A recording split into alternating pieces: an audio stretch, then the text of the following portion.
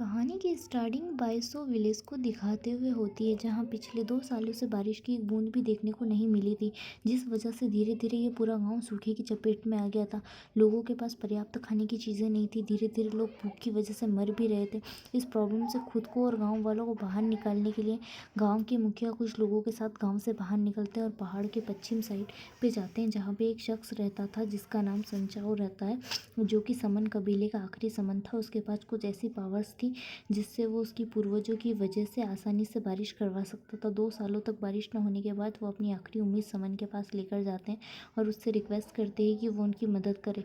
लेकिन जब घर के अंदर से किसी की आवाज़ नहीं आती तो लोगों की आखिरी उम्मीद टूट जाती है। वो गुस्से में समन को इसका जिम्मेदार ठहराने लगते हैं।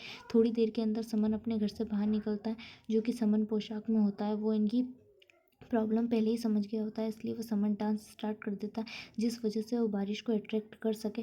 कुछ देर वह अपने पूर्वजों के सिखाए गए डांस को करता है और जैसे ही डांस पूरा होता है, अचानक से साफ दिखने वाला मौसम काले बादलों से घिर जाता है और थोड़ी देर के अंदर मूसलाधार बारिश होना स्टार्ट हो जाती है।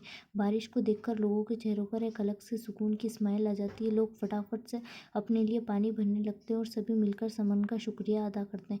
साथ ही मुखिया इस कर्ज को चुकाने के लिए समन को अपने साथ अपने गाँव में इन्वाइट करते हैं, जहाँ पे वो लोग मिलकर उनकी सेवा करेंगे, क्योंकि समन ने उनकी इतनी बड़ी प्रॉब्लम को ख़त्म कर दिया।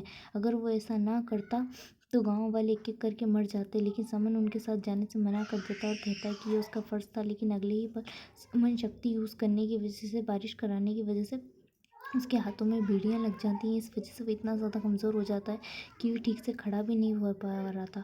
गांव वाले उसकी मदद के लिए आगे आते हैं। मुखिया उसे सख्त आवाज़ में कहता है कि अब आप बहुत कमज़ोर हो गए हो और हम आपको यहाँ मरने के लिए अकेला नहीं छोड़ सकते, इसीलिए हम आपको गाँव में एक सुकून की ज़िंदगी देंगे। समन के पास भी कोई रास्ता नहीं था, इसलिए वह गाँव वालों की बात मानकर उनके साथ चल देता है, क्योंकि पावर का इस तरीके से यूज़ करके उसकी 20 साल की ज़िंदगी भी ख़त्म हो गई थी। अगले 30 साल के बाद समन की आड़ में गाँव वालों की ज़िंदगी बहुत ही अच्छी तरीके से गुजर रही थी। गाँव वाले बहुत ही ज़्यादा खुश थे। जब 30 साल पूरे तरीके से ख़त्म हो जाता, समन एक दिन ध्यान देता है कि उसकी बेड़ियाँ कमज़ोर हो चुकी है। उसका पालतू कुत्ता उससे बात करता है और कहता है कि आपकी शक्तियाँ वापस आ चुकी हैं, अपने घर लौट जाना चाहिए। समन भी अपने घर जाना चाहता है, लेकिन इतने साल गांव वालों के साथ रहकर उसे गांव वाले पसंद आ गए थे, इसलिए वो गांव वालों के साथ ही रहना चाहता था। वो सोचता है कि कुछ समय और यहाँ पर रुक जाता हूँ, उसके बाद वापस चले जाए। तभी जो गांव की नई चीफ होती है वो उसके दरवाजे पर आती है और कीड़े और फफूंसक लगे चावल को नीचे फेंक देती है और उसे खाने के लिए। ये देखकर समन उससे पूछता है कि ये क्या बदतमीज़ी है। नई चीफ कहती है, ये सालों पहले मेरे ग्रैंडपा को बेवकूफ़ बनाया, ये कहते हुए कि तुम्हें जादू टोना आता है और तुम गाँव वालों की जान बचा सकते हैं। इतने सालों तक मेरे ग्रैंडपा के साथ गाँव वाले तुम्हें फ्री के लिए चावल दे रहे हैं, लेकिन अब तुम्हारे झूठ पर भरोसा नहीं कर सकते। अगर तुम्हें फ्री का चावल नहीं खाना तो चुपचाप हमारे गाँव को छोड़कर यहाँ से निकल जाओ। ये सुनकर बाकी के गांव वाले उसे रोकने लगते हैं और कहते हैं कि वह समन के साथ ऐसा ना करे। वो नए चीफ को समझाने की पूरी कोशिश करते हैं। वह बताते हैं कि समन को गांव में लाने वाले उसके दादा थे, जो कि गांव के पुराने चीफ थे। उन्हीं की बदौलत ये गांव इतना भरा है। पिछले 3 सालों से उन्हें कोई भी प्रॉब्लम झेलने को नहीं मिली। जब से समन इस गाँव में आए हैं तब तक लोगों की ऐसी हालत हो गई थी, वो मरने वाले थे, लेकिन जब से वो आए हैं हमें कोई भी प्रॉब्लम नहीं हुई है। इनके अंदर कोई पावर है। चीफ कहती है कि तुम सब तो पागल हो गए हो, इसके अंदर कोई पावर वावर नहीं है। तो समन उससे कहते हैं तो तुम ये बताओ कि ये गांव इतना हरा भरा क्यों है।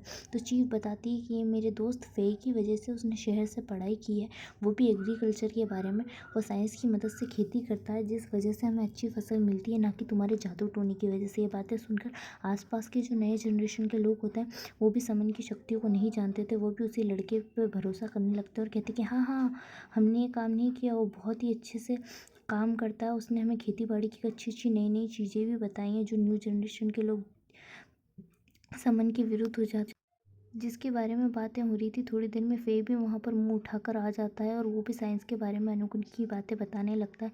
सभी लोग एक करके फे के साथ हो जाते हैं और सब समन के दुश्मन हो जाते हैं। आगे वो कहता है कि हमें इस झूठे शख्स की कोई ज़रूरत नहीं, क्योंकि मैं शहर से एक ऐसी मशीन लेके आया हूँ जिसे आपदा के बारे में पहले से पता चल जाता है। अगर कोई खतरा हमारे गाँव पे आने वाला होगा तो रेड बत्ती जल जाएगी, अगर हमारे गाँव पे कोई खतरा नहीं आने वाला होगा तो हरी बत्ती जल जाएगी। इसकी बातें सुनकर तो सब उस मशीन को देखने की रिक्वेस्ट करने लगते हैं। चीफ भी कहती है कि हम भी उस मशीन को देखना चाहते हैं। तो फे उस मशीन को सभी को दिखाता है, पर असल में ये मशीन सिर्फ भूकंप के बारे में बता सकती थी, लेकिन फे लोगों को बढ़ा चढ़ाकर बता रहा होता है। यहाँ के लोग इतने ज़्यादा बेवकूफ़ और इतने मासूम होते हैं कि सभी उसकी बातों में आसानी से फँस जाते हैं। लेकिन समन उनको अपनी शक्तियों से फ्यूचर की कुछ चीज़ें दिखाई देने लगती है। उसे पता चलता है कि 2 दिन बाद टिड्डे दल का आक्रमण होने वाला है, जो कि फसलों को आसानी से खा जाएँगे। साथ ही में वह इंसानों को भी खाने की कोशिश, जिसमें से काफ़ी सारे इंसान भी मर जाएंगे और ये गांव फिर से मरने की कगार पर पहुंच जाएगा। ये सब देखकर वो पूरी तरीके से सहम जाते हैं और इसके बारे में इन लोगों को बताते हैं। लेकिन ये लोग उनकी बातों पर भरोसा ही नहीं करते और उल्टा इनका अपमान करने लगते हैं। लेकिन समन इस बात को, अपने अपमान के बारे में बिल्कुल भी नहीं सोचते हैं, लोगों की ज़िंदगी के बारे में सोचते हैं। वो बता देते हैं कि 2 दिन बाद यहाँ पर टिड्डी दल का आक्रमण होने वाला है, जो कि इतना ज़्यादा खतरनाक होने वाला है कि ना सिर्फ फसलों को खाकर वो उसे बर्बाद करेंगे, बल्कि लोगों को भी खाने की कोशिश करेंगे, वे जानवरों को भी खा जाएंगे। इसलिए मैं चाहता हूँ कि तुम लोग मेरी मदद करो ताकि मैं इस गांव को फिर से बचा सकूं। ये सुनकर कुछ गांव वाले डरने लगते हैं। वो समन का साथ देने का फैसला करते हैं, क्योंकि वो ऐसे दिन को बिल्कुल भी नहीं देखने चाहते थे।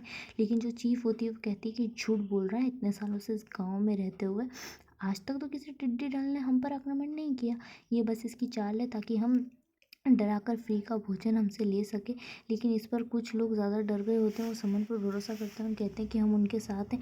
ये देखकर चीफ उन लोगों को डराती है और कहती है कि अगर कोई भी समन का साथ देगा तो उसे नियम के अनुसार गांव से मैं बाहर निकाल दूंगी। ये सुनकर वो डर जाते हैं और वहाँ से भाग जाते हैं। चीफ कहती है कि देखो, अब तुम्हारे ऊपर किसी को विश्वास नहीं है तो बेहतर होगा कि तुम यहाँ से चले जाओ। और चीफ वहाँ से चली जाती है। अब समन को 30 साल पहले की याद आती है कि लोग उस समय पर उनकी कितनी ज़्यादा इज्जत करते थे। लेकिन आज की जनरेशन तो उन्हें पूरी तरीके से भूल चुकी है। वो वापस जाने का फैसला करते हैं। लेकिन तभी यहाँ पे गांव के कुछ लोग आ जाते हैं जो कि समन पे स्टार्टिंग से ही भरोसा करते हैं और समन की मदद के बारे में उन्हें याद दिलाने लगते हैं कि उन्होंने किस तरह से उनकी मदद की थी। कुछ साल पहले उन्होंने जब तालाब में मछली पालने का डिसीजन किया, तब तक उस मछली हमेशा मर जाया करती थी। जब समन ने उनका जादू स्टार्ट किया तो आज उस तालाब में बहुत सारी मछलियाँ पल रही हैं। तभी दूसरे